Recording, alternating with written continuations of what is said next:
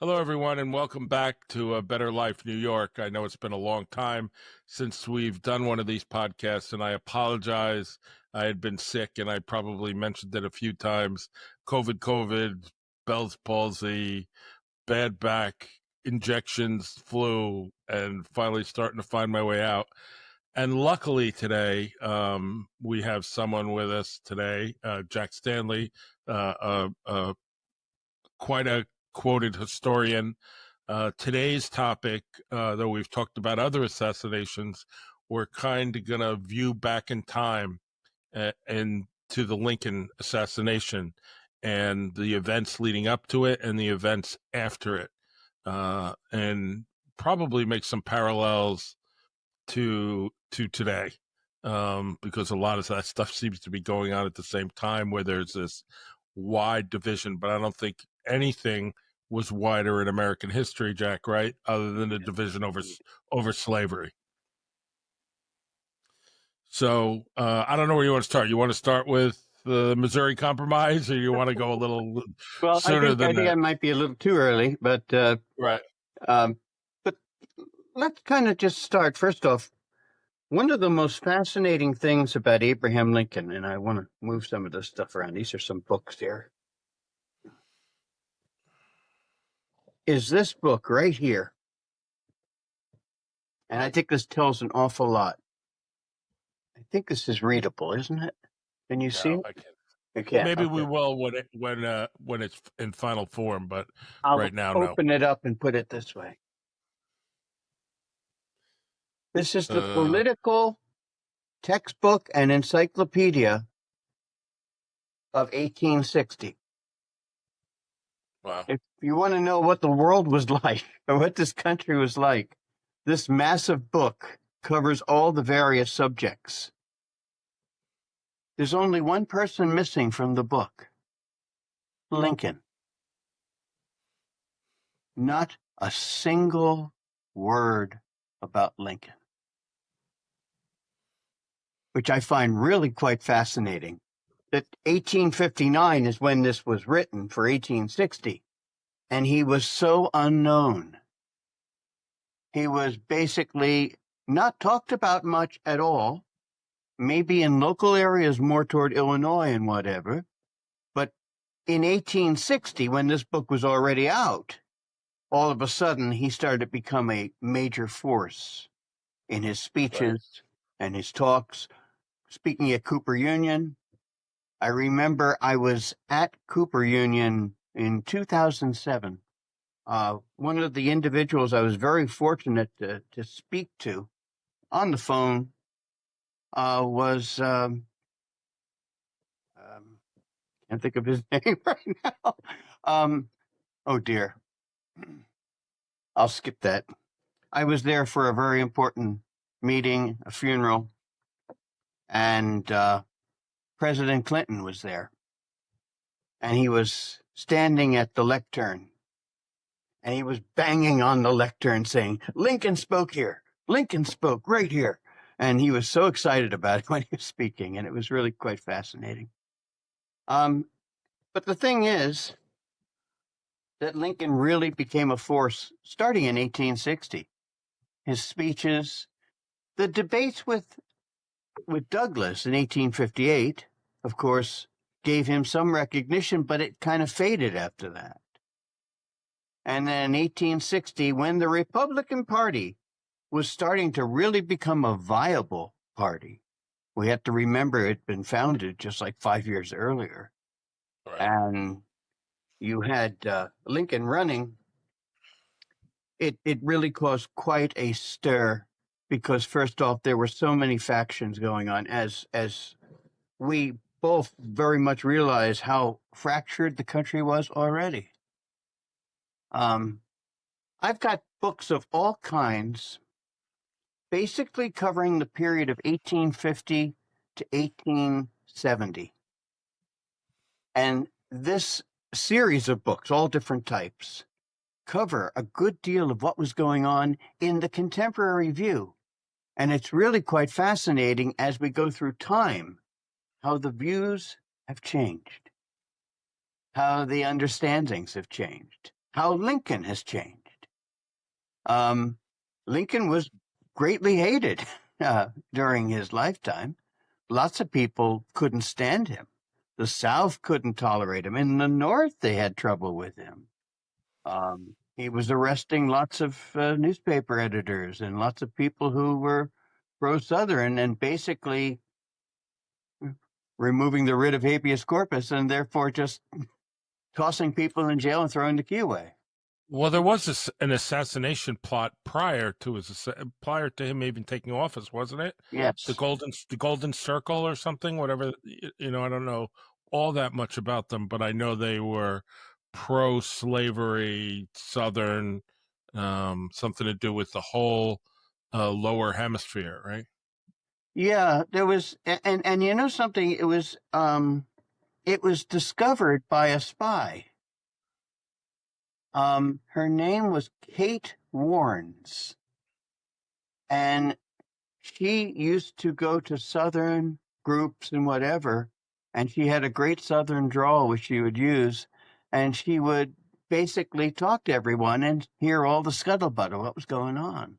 And of course, she worked for the Allen Pinkerton organization. She was the first woman detective.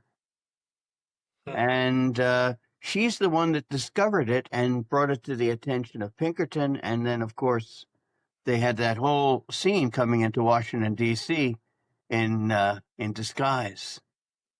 Right. And then Pinkerton was Lincoln's bodyguard at that point, wasn't he? Yeah, going down. Yeah, he was with him, and several other people were in that train car with him. I do believe, including Kate Warrens, and Lincoln, of course, came at a different time. The train that he was supposed to be on was stopped, actually, in that area, I think in Maryland, but he wasn't on it, which was actually quite good. And people made fun of him after that, of course, and the cartoons came out, etc. But this was such a terrible period of time. I mean, it's so hard to understand. I mean, today, if we take a look at today, we have the aid of social media, which is basically super inflamed things. But in those days, you just had newspapers and magazines and newspapers were written, let's say, like the Chicago Democrat or the Maryland Republican, whatever, then they would be focused on that ideology. And everything would be stated to fit that ideology, very much the same as we have with the internet, but it was more localized and certainly not as powerfully driven as it is today. Well, you could argue that that's exactly what we have on TV news at the moment. Oh, right? yeah. There was a time period that it wasn't, but when you talk about an independent press, when you think of that, it didn't really exist then and it doesn't really exist now. It did for a while. Yes. Getting back so I can correct myself now. Sorry.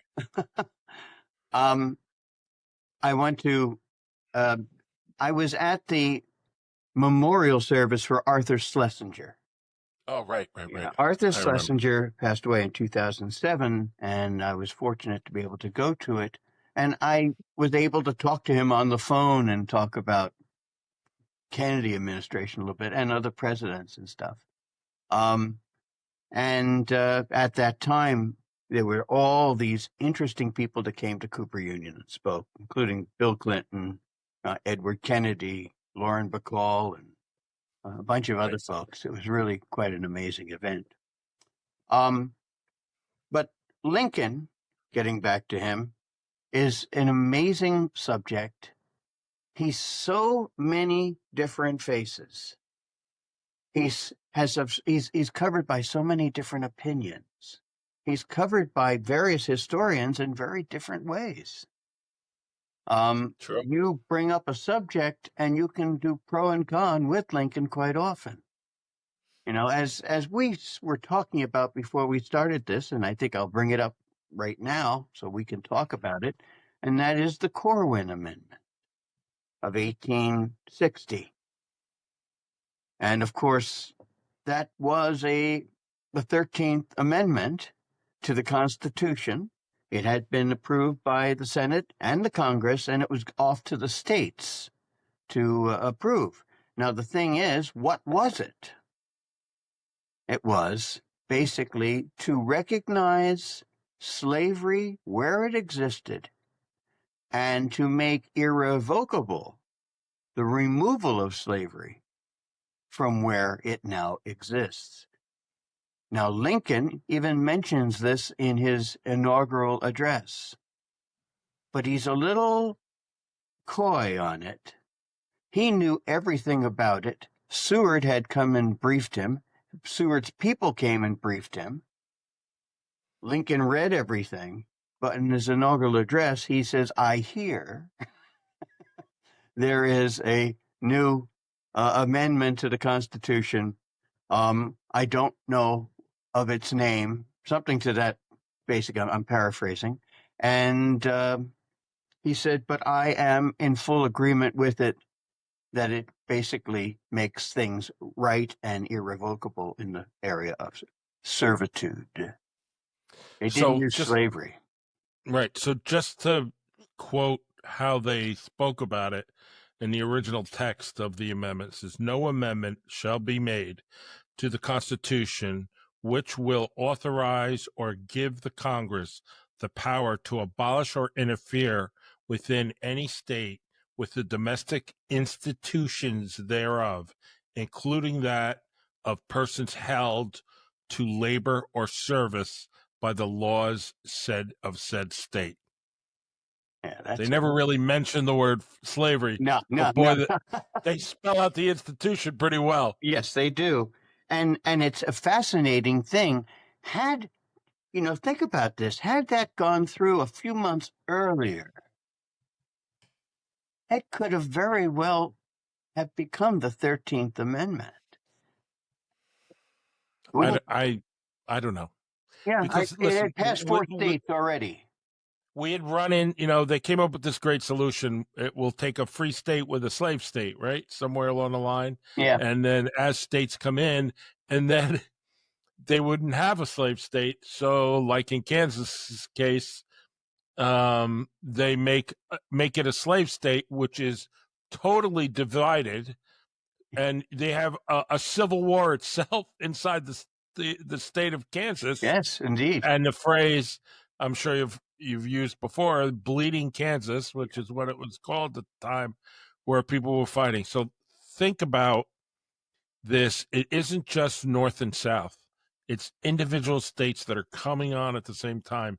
And Lincoln is elected president of the United States. Yeah. What a mess.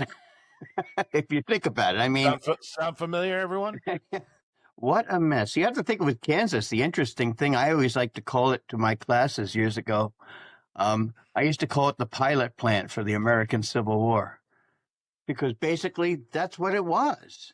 They had 2 different constitutions in the state. Right. And of course, bleeding Kansas is a mess. There's problems throughout the country.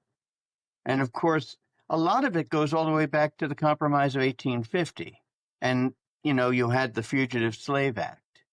That was part of that really started the abolitionist movement getting very strong up in Massachusetts. And then again, you have Douglas with popular sovereignty. Instead of, for us saying, let the state say, and then that starts a whole big mess. And Lincoln gets elected, and he's put into this. And he's ill-equipped. If you think about it, he really doesn't know what to do. And it's interesting to read the criticisms of Lincoln early in his administration. They're saying he's basically another Buchanan.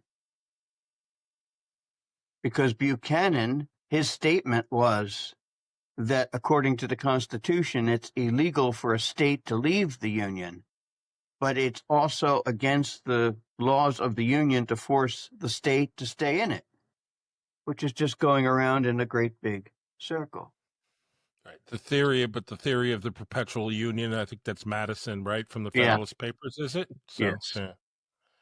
So it's a fascinating thing when you think about it. So, of course, Lincoln's elected, and then of course the war starts. I mean, the South has seceded already, basically going back to the end of December.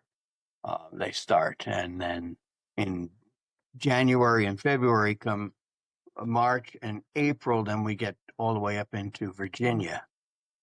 And once Virginia goes, there's no stopping the whole thing, I think, because Virginia was such a powerful, powerful state. And of course, it had great, great individuals. Even the commanding general of the Union at the time, Winfield Scott, was from Virginia. And Robert E. Lee was asked by Lincoln to become the general in chief.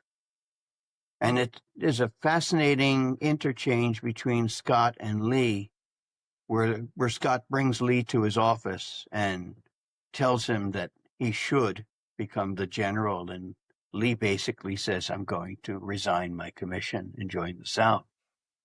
And Scott's words were so prophetic. He said, you're making the worst decision of your life. Huh. And he was. And of course, Well, it's funny, Lee's background too. I mean, Lee and Grant both were at the academy, right? Yeah. Both went to the military academy at West Point. Of course, Lee graduated in the top of his class, and Grant kind of graduating at the bottom of his class. But he excelled in art. art, is that what it was? So it's really interesting. I mean, they all fought in the Spanish-American War, and they all fought together, and all the generals from both sides basically fought together for such a long time until the Civil War, and you know the battle cry of Virginia. Oh yeah. You know, it's an interesting thing that we haven't really brought up yet that is a very important thing, and that is John Brown. I was thinking of that when we were talking before, but I didn't want to bring it up in the wrong place, and I don't remember the year. It was 1859. Okay, so that's another catalyst like Kansas. Oh yeah, it all and the interesting thing is that John Brown had been involved in Kansas, very much so. And he led revolts, and there were fights, and there was murders. And he was very strongly religious and basically used religion with his authoritarianism and was basically killing slave owners. And my father used to say the most dangerous person in the world is a true believer. yeah. And of course, then he wants to basically create a slave revolt in Harper's Ferry, and it fails miserably. But who is the person in charge of his capture, Custer, arrest, and eventual execution? Robert E. Ely. Lee. Yeah, that was close. Custer was in there somewhere. Yeah, well, Custer becomes a big deal in the Civil War, indeed. But John Brown works so hard to create himself in an image. He writes letters constantly, nonstop, gives interviews. In fact, I have the book here, which I didn't pull out, that was written with the approval of the family. And it's the first book written on him, which is really quite fascinating. And it basically calls him a martyr, a victim, and a steward for liberty. It's really quite fascinating. And that really has a wild effect, as does the Dred Scott decision, all of these various things that take place. They just, each one is more or less taking a piece of wood and hammering it in to the country and separating it further and further and further apart. Well, it's funny. John Brown always made me think of the ancient Greek story of Oedipus the king, right? Where they want to bury, he wants to bury his enemy, his wife, or whoever it was, wants to bury the enemy, and he forbids it, right? And the fought between natural law, the right of anyone to be buried under the gods at that point, and the king's edict. Nobody's to bury them. It just reminds me of that eternal conflict between natural law and man-made law. Agreed. Here's something else I want to share with you, and I'm not going to use it right now, but I'll just pull it out here. This thing is a monstrous thing. This is a scrapbook made during the Civil War, and it's filled with newspaper reports. And where on earth did you get that? I found it. I find things all over the place, and it's almost impossible for me. Actually, let me see if I can do this. This is actually about Lincoln's assassination, right here. It's not very easy to see, and I realize we're just looking through a little camera here, but this is fascinating material. Once again, I'm always interested in contemporary views. And behind me on the shelf here is all bound Harper's Weeklies between 1850 to 1860. And it talks about, and it's fascinating because you see that the whole country is slowly breaking apart. In each one of these, they say they have a thing called recent historical events. And it basically chronicles the country slowly falling apart. And we could go on for a month of Sundays on this because there's so much that took place, but we have to get back to Mr. Lincoln.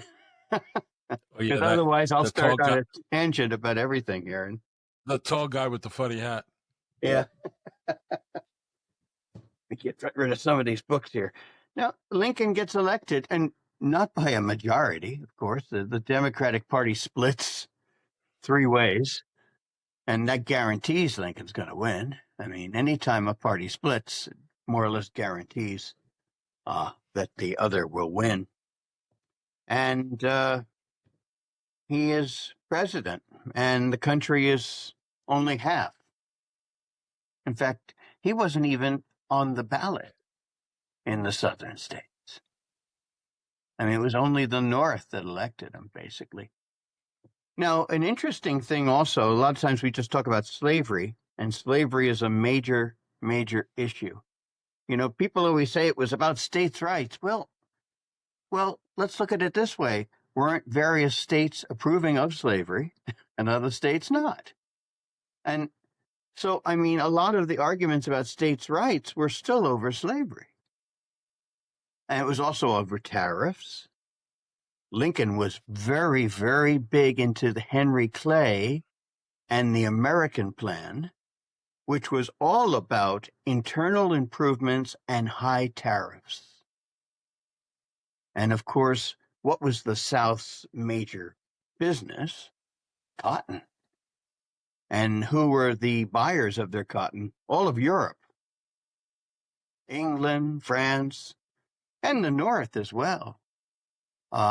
They were producing so much of the cotton of the world. There's an interesting thing that people often talk about, and I know I'm bouncing around here. Sorry about that. Please. But in 1850, we have to remember the Compromise of 1850, which is an interesting document because, first off, the president did not approve of it. Zachary Taylor. And everyone said, my God, it's going to happen. Because everyone was screaming of civil war. And then, of course, Taylor dies, and his vice president says, I'll sign it. I don't want this. I don't want to deal with this. And so he does what everyone else had done. He kicks it down the road. But an interesting thing that doesn't get brought up very often is in 1850, cotton, basically for England, was coming from the South of the United States. It was a very, very strong industry. A good deal of it, not all of it, but a good deal of it. In the 1850s, India becomes the jewel in the crown for the United Kingdom. And what do they produce there? Cotton. A good deal of the cotton comes from India at that point. And this changes the perspective. If you think about it, in 1850, had a civil war taken place, there's a very good chance that England would have come to the aid of the South due to the fact of the cotton, which was so important. In 1860, the averages had changed greatly. They were still very sympathetic to the South and built warships for them and stuff like that. But I think that things changed drastically because of the cotton and the availability from India. That had a profound effect that doesn't get talked about too much at all.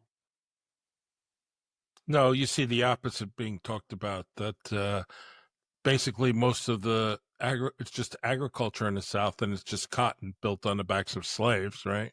It's also tobacco, but mostly tobacco is a cotton. big thing too, yeah, indeed. Right, also tobacco, but until the cotton gin too, they were picking the seeds out by hand, so it was totally different. They needed slave labor to do that. Agreed. And in the North, there were factories, there were cannon factories, there were other things. And there's that great line from Gone with the Wind where Rub Butler says, when they're talking about the grandiose plans of war, and he says, well, there's not a cannon factory in all the South. And they say, what does that matter to a gentleman? And he says, it's going to matter to a lot of gentlemen. Yeah. And it's true. So the North did have that. They had the industry, they had the Navy for bottled up their harbors and blockades, right? So, but even so, Lee pretty much before making a grandiose mistake, he outmaneuvered the Union Army to the extreme. Agreed. I mean, he was a phenomenal tactician, and he understood things very well, and he had the complete and total support of his troops. I mean, almost godlike to his troops. Whereas in the North, we had McClellan. Right. As Lincoln used to write, McClellan, if you're not busy with the horses, can I borrow them? That sounds like Lincoln. Yeah. Because McClellan basically, I will say this, McClellan was phenomenal in training. He was phenomenal in drilling, phenomenal in education of warfare, but he was not a very, very effective general in leading them into battle. And he always complained that he didn't have enough troops and didn't have enough supplies and didn't have enough horses. And of course, he had 3 times what Lee had and basically sat in his duff for a lot of times. There was something else I wanted to mention about that whole thing at the time. Lincoln really faces an awful lot of issues. First off, Congress is not in session, and Fort Sumter is fired upon. Now, just to take a little step back from that, we have to remember something that Lincoln needed to do, and Lincoln was smart enough to realize he needed to do. He needed the South to fire first. He needed to have that situation. Sounds like Roosevelt and the Japanese. Yeah. There's a fortunate incident that took place a few months earlier that is so rarely spoken of. And that was Buchanan hired a ship to provision Fort Sumter. It's called the Star of the North, the ship. And the ship went down to Fort Sumter and was fired upon by the batteries, damaging the ship, and the ship never got to the fort. And it went back damaged, and Congress went crazy, like saying, is this war? Is this, that, right? And if you read Harper's, as I said, that's why I like to have these wonderful, wonderful books. The governor of South Carolina states that if another ship is sent to provision the fort, South Carolina will look at that as an act of war. Now, everybody read that. Lincoln read that. Right. So what does he do? He sends ships to the fort.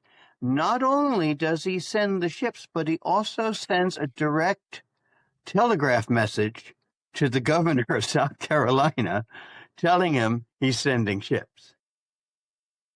And what do? They fire. He gets his first shot.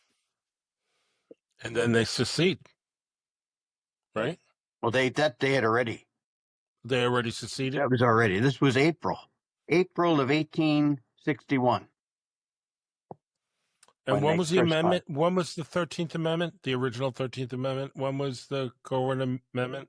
That was in going from basically like January into April of 1861. That's why it had been approved by 4 states already. The last one was Illinois, and it needed. And the South didn't approve. The South didn't approve it either. Well, they never even.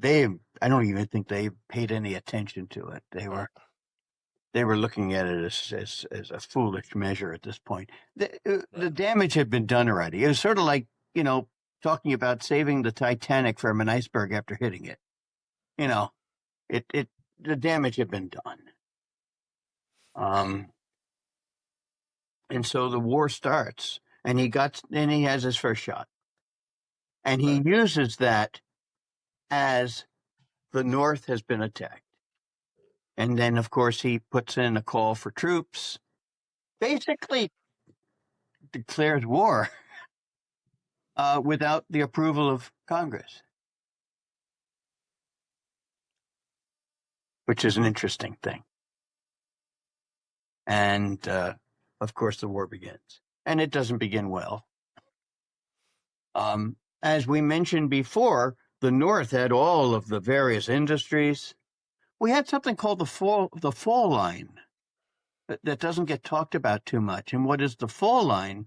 That is where the ground goes down and where lots of water runs down. And that's where you had lots of water wheels running industry and stuff. And that was in the North. It was right against the coast of the Atlantic. But in the South, it's far further inland, which is one of the reasons why there was so much manufacturing in the area. Before you had steam power, you had, water power. And the fall line was quite important. And so the war doesn't go too well for a long time. And Lincoln's kind of terrified. And then he decides, as the war goes on, to put out the Proclamation of Emancipation, or the Emancipation Proclamation. And, of course, we could talk about this for quite a while, I'm sure, because it's a fascinating document written by an extremely clever politician. Because Lincoln was a master of doublespeak. He would make something that isn't much of anything sound absolutely fabulous, and something that is something great and make it seem mediocre. He was so good at that. So one thing I always wondered, and maybe you have a viewpoint on that. I mean, like we've talked about before, the Emancipation Proclamation only frees the slaves in states in rebellion, right? So states that weren't in rebellion, all the states in the North, that didn't free their slaves through executive order. Um, was there a thought in his mind that some states would come back into the Union and not be in rebellion because, and so they could keep their slaves? That's, it's an interesting thing with Lincoln and slavery. I mean, he went back and forth. He would say what needed to be said to whomever it needed to be said to. Sounds like a politician to Yes, me. Lincoln's a politician first. Okay, we always have to remember that. We often think of him as a statesman, but he was a politician first. That proclamation, which was a war measure, by the way, and Right. and pushed. Interestingly enough, it has roots going all the way back to John Quincy Adams, which is really interesting. And the fascinating thing is that William Seward was a good friend of John Quincy Adams and basically supported Adams and was the biographer of Adams after his death. And Adams was very adamant on the fact that there would be a civil war. And he says, when that time comes to free the slaves, you use the War Powers Act. And that's exactly what this is. It's an interesting thing. I do believe that Seward had such a profound influence on Lincoln. And Lincoln was the great poet. He could take something and write it beautifully and had amazing ideas. But I think Seward basically would hone things a little bit and say, this is how you do it. Because he was a very great politician and he was one of the masters in the Senate. And using John Quincy Adams' recommendation for the War Powers Act is a powerful and useful thing because it basically says we will seize your property.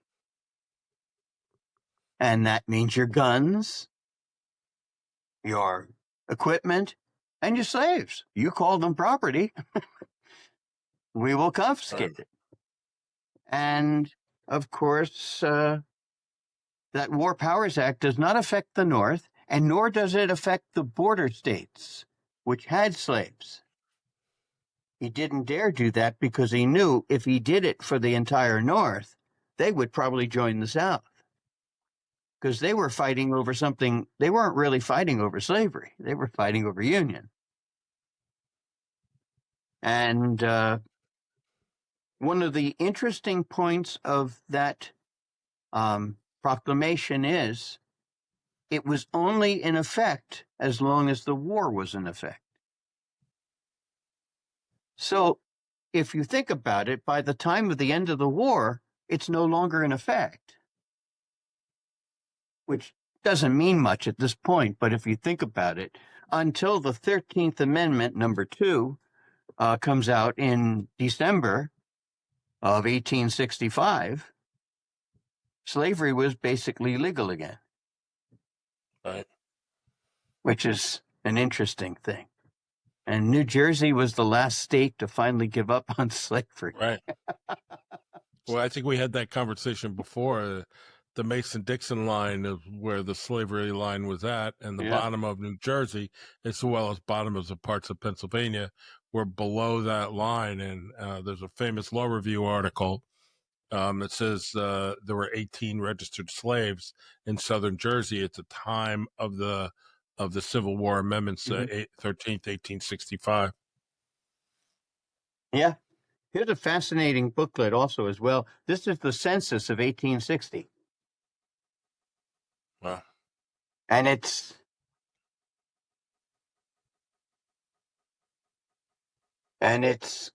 fascinating reading because it's basically the time of the Civil War and what's going on in various states and the thoughts that were going on in various states and whatever.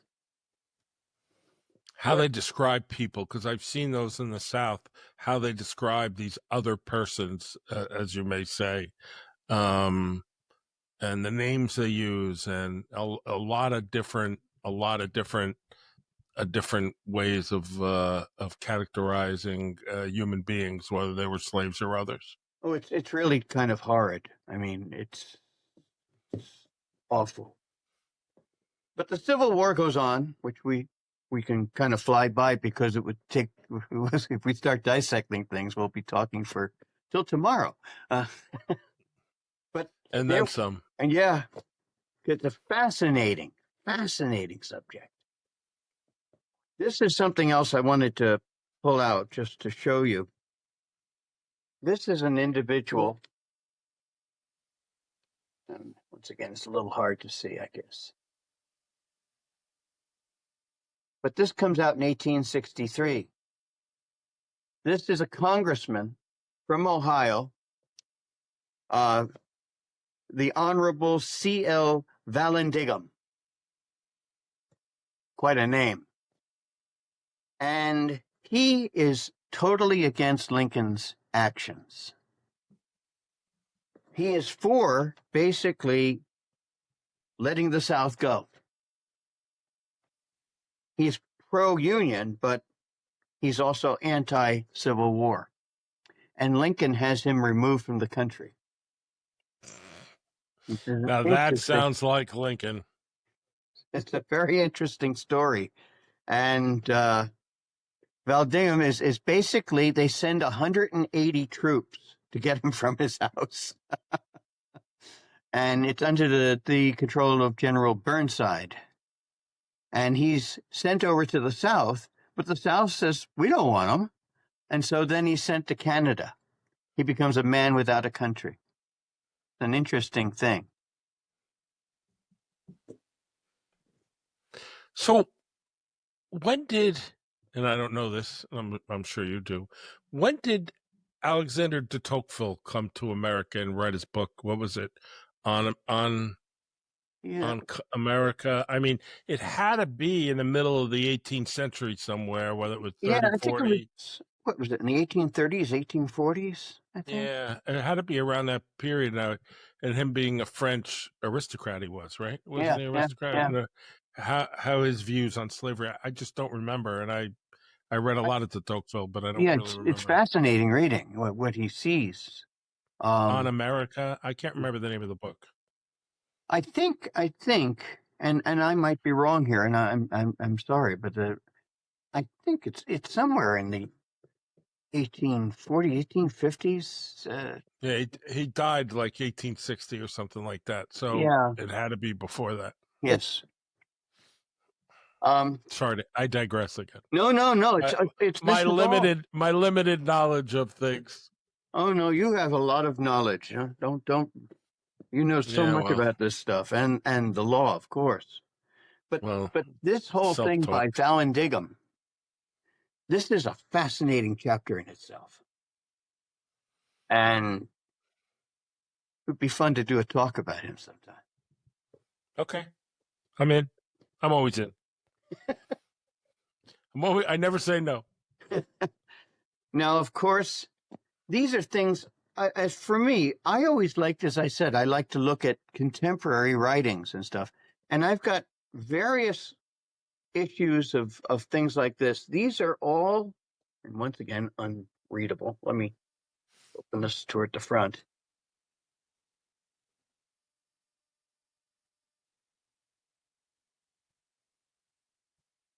These are from the Department of State.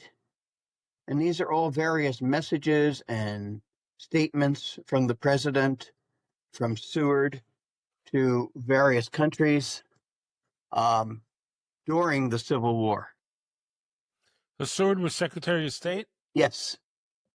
A very powerful Secretary of State. And were they adversaries originally, Seward, Chase? Were they adversaries before Lincoln really started? Oh, yeah. Indeed. They were all adversaries. I know Chase was, right? He was from New York. Seward, and there's a third person. I can't think of who it was, but doesn't matter. I'm just thinking off the top of my head. Chase, Seward. Another S. and the rest. I can't think of either. But those, I mean, Chase was really like, he was so hot and heavy to become president. And Lincoln did the smart thing and brought all his enemies in. He had the Godfather thing: keep your friends close and your enemies closer. Yeah, as Harry S. Truman said, I'd rather have him pissing in the tent instead of outside of the tent. Right. But Chase never let up on that presidential ambition, and he was Secretary of the Treasury. Right. Famous for a couple of things. First off, he's the fellow that puts "In God We Trust" on our coinage. Huh. That comes from him because he was a very pious man, and he felt that should be on the coinage. And Lincoln was too busy dealing with the war. Right. And it's on the 2-cent coin to begin with. And eventually it works its way to other coins. And finally, in 1956, 57, on our paper money. Took a while. We trusted him with coins, but we didn't trust him with paper. But what about many as one? You plan on seeing them? When did that come on? Do you know? I think that goes back to almost near the founding. I think. Yeah, I would think. With the national seal. Yeah, I mean, when I said to you before, sometimes when I think of Lincoln, I think of Washington, because Washington was just so brilliant of handling things, and Washington also was extremely tall, especially in his era. Being tall was so unusual, and he had a really tall horse, so he was larger than life. He had a big horse, and he was very tall. So when he spoke, he scared the shit out of people. Is what he did. So. And I think Lincoln had that too, only he spoke in like parables or something. Lincoln was a little bit told stories, and when you walked away, you're like, was he talking about me? Kind of thing. Lincoln was is interesting in that way. But talking about Washington, there's another thing about Washington, and it goes all the way back to the Roman era. But during the time of the Declaration, before he was in the Continental Congress, but eventually left, but he had the biggest calves in Congress.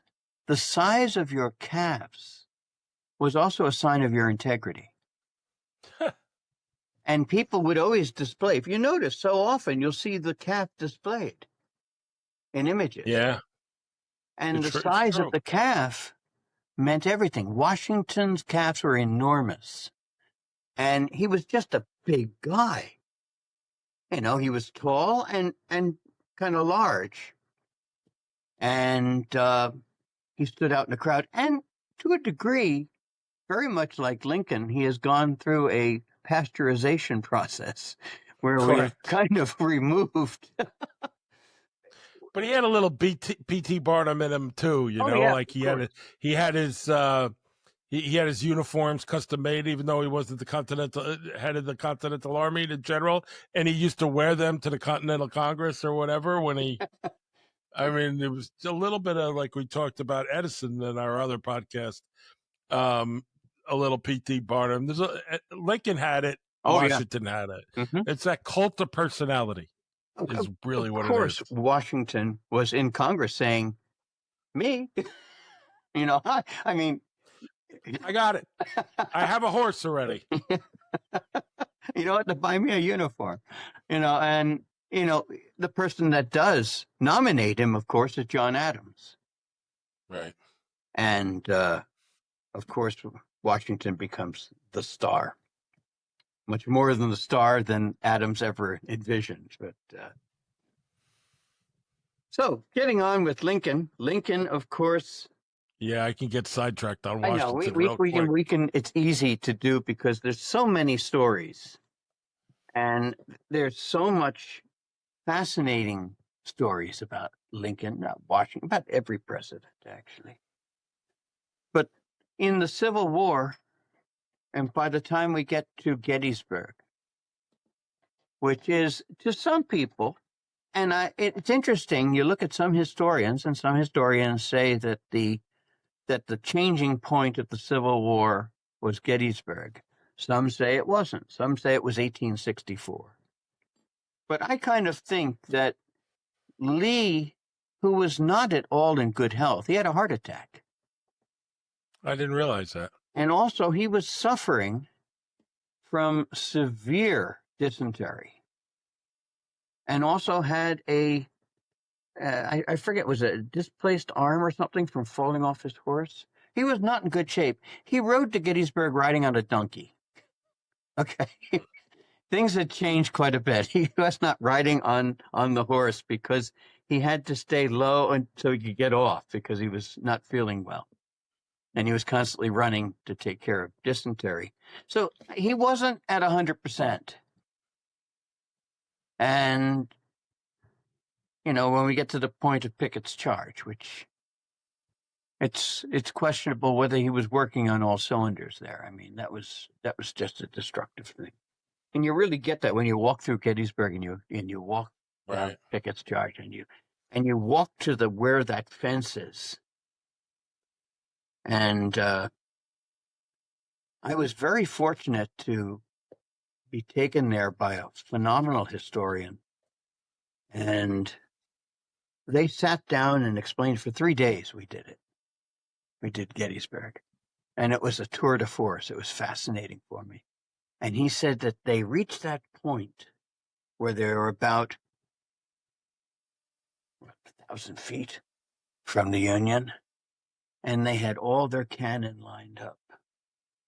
And in those cannons were the mini ball canisters, double charged.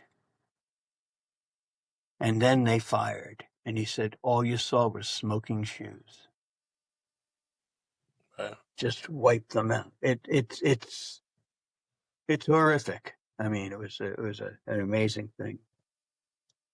But the Civil War goes on, and finally the Civil War ends, more or less, with Lee surrendering, because they had nothing. Grant was the general, and of course Grant was called the Butcher. People at the time were calling him the Butcher because he just kept throwing men at Lee. He just had an endless reserve. I'm sorry? Total war. I mean, yeah, look at total Sherman. War. He turned out Sherman said, just burn it all down. I don't know what to tell you. As wide as you can make it, and as far as you can go. Yeah. When you get to the ocean, you can turn around. Yeah, that's true. War is hell. And that it was. He made it hell. And that was total war. And Lee eventually surrenders in Appomattox. And Lincoln visited the South real quick, went to the State House in Virginia, went to the president's desk, Jefferson Davis's desk, right, who had vanished, and sat down, asked for a glass of water. That is the end of part 1 of our video on the Lincoln and his assassination. Tuned part 2, if it's not already available, will be available very shortly in the next day or so. All right. Thank you for listening, and please like and subscribe.